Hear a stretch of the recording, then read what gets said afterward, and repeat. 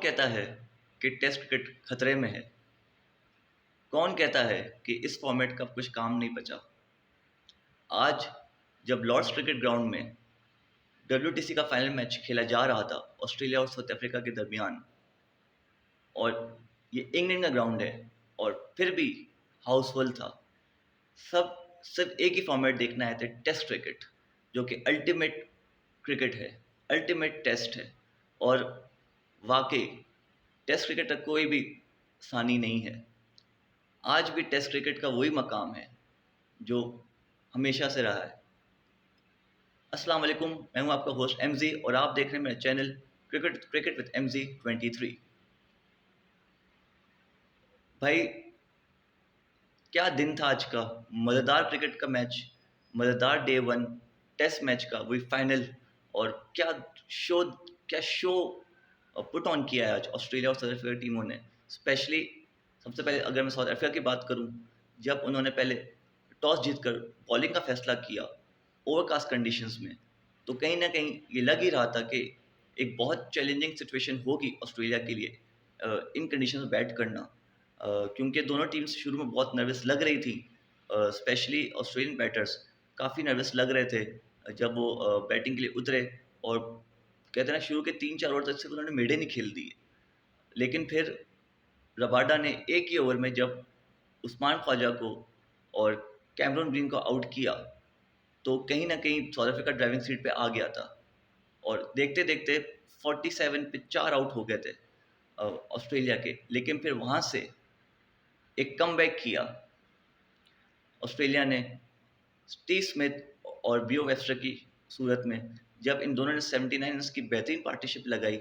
और Steve Smith का क्या ही कहना है यार, one of the best batters test format का इस वक्त पूरी दुनिया में।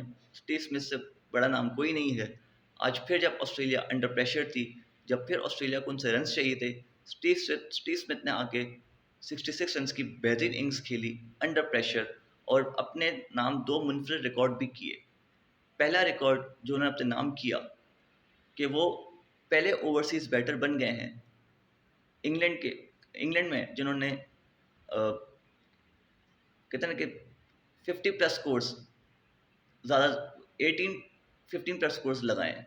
इससे पहले ये रिकॉर्ड जो था वो एलन बॉर्डर और सर विवियन रिचर्ड्स ने शेयर किया था, जिन्होंने 17 50 प्लस स्कोर्स किए थे। लेकिन आज स्टीव स्मिथ ने 50 लगा के ये रिकॉर्ड तोड़ा और 18 टाइम्स उन्होंने ये रिकॉर्ड अपने नाम किया, जिसमें 8 सेंचुरीज और 10 हाफ सेंचुरी शामिल हैं। और दूसरा रिकॉर्ड जो उन्होंने अपने नाम किया कि वो पहले ओवरसीज बैटर बन गए हैं जिन्होंने लॉर्ड्स में हाई स्कोर किया है। इससे पहले जो रिकॉर्ड था वो उनके अपने फेलो कंट्रीमैन के नाम था, वॉरेन बार्सले शायद उनका नाम था। उनके नाम जो रिकॉर्ड था जी, वॉरेन बार्सले उनका नाम था, उनके नाम जो रिकॉर्ड था। उन्होंने 575 रन्स किए थे 5 टेस्ट मैचेस में 7 इनिंग्स में, जो कि स्टीव स्मिथ ने आज 50 लगा के 576 रन्स किए।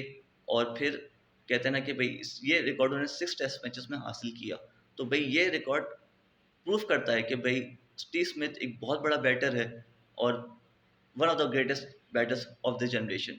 ये रिकॉर्ड ना ही कहते हैं ना कि भाई द ग्रेट सचिन तेंदुलकर के पास है, ना ये रिकॉर्ड विराट कोहली जैसे बैटर के पास है, ये रिकॉर्ड स्टीव स्मिथ के पास है। तो भाई बहुत बड़ी बात है, बहुत बड़ी अचीवमेंट है। और स्पेशली जो पार्टनरशिप लगाई उन्होंने वेस्टर के साथ आके ऑस्ट्रेलिया को उस पोजीशन से निकाला। और फिर एक ऐसी पोजीशन आ गई थी कि ऑस्ट्रेलिया 192 फॉर 5 था, लेकिन फिर आखिर में कोलैप्स लग गया और 20 रन पर उनकी पूरी टीम ही आउट हो गई और 212 रन की ऑस्ट्रेलिया ने पहले इनिंग में और ऑल आउट हो गए। अगर अगर मैं स्टीव स्मिथ की बात करूं तो फिर यहाँ पे बियो वेस्टर की बात भी करूंगा, जिन्होंने 72 रन की शानदार इनिंग्स खेली और कहीं ना कहीं ऑस्ट्रेलिया को कहते हैं ना एक रिस्पेक्टेबल टोटल आखिर में वोट करवा दिया। हाँ, ऑब्वियस सी बात है कि भाई ये स्कोर ऑस्ट्रेलिया के लिहाज से बहुत कम था। जैसे उनकी बैटिंग लाइनअप है, जैसे उनकी बैटिंग में पावर है, 212 रन फिर भी बहुत कम स्कोर था इस पिच के ऊपर डे वन में। उनको कम से कम 250 प्लस लगाना चाहिए था। लेकिन कंडीशंस ऐसी थी कि भाई यहाँ पे बैट करना बहुत मुश्किल था। और फिर वो जो कोलैप्स लगा तो उसने तो कहानी बिल्कुल ही ख़राब कर दी ऑस्ट्रेलिया के लिए। एलेक्स कैरी ने 23 रन किए, बाकी को इतना कॉन्ट्रीब्यूशन था नहीं किसी तरफ से ऑस्ट्रेलियन बैटिंग लाइनअप में। अगर मैं बॉलिंग की बात करूँ तो भाई केजी रबाडा, भाई क्लास है उस बंदे का, 5 विकेटें ली हैं 51 रन्स देके।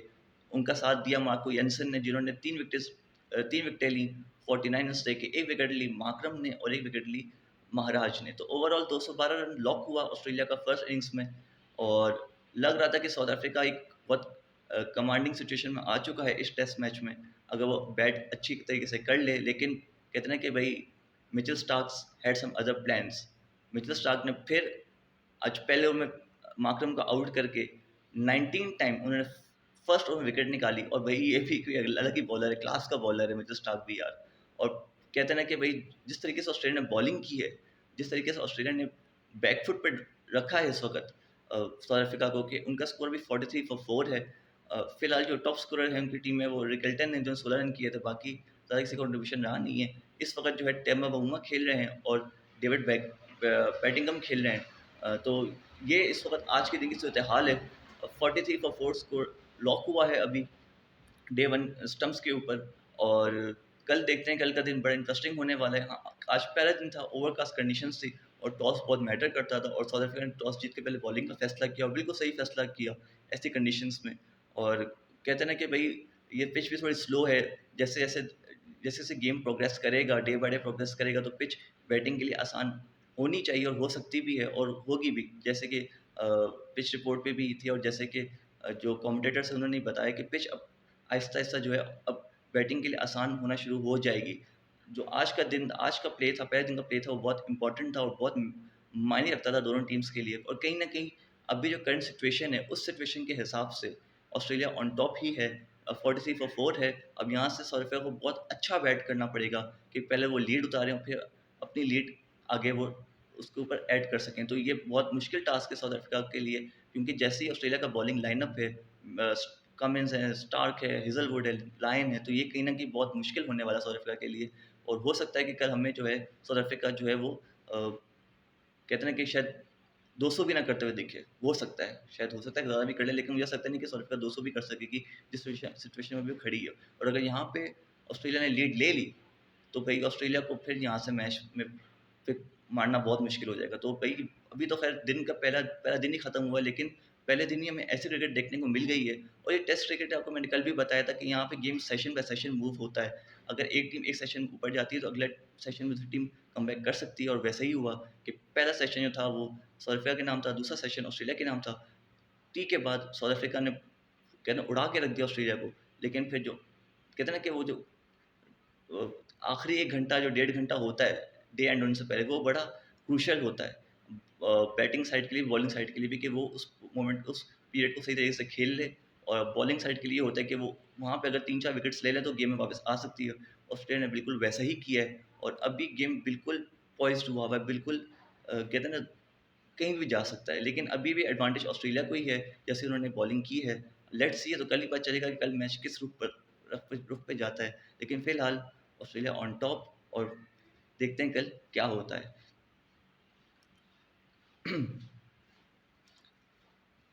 आई होप आपको वीडियो पसंद आई होगी। अगर आई तो भी इसको लाइक कीजिएगा, शेयर कीजिएगा, चैनल को सब्सक्राइब कर लें, अपने दोस्त एमडी को जा दीजिएगा। अल्लाह हाफ़िज़।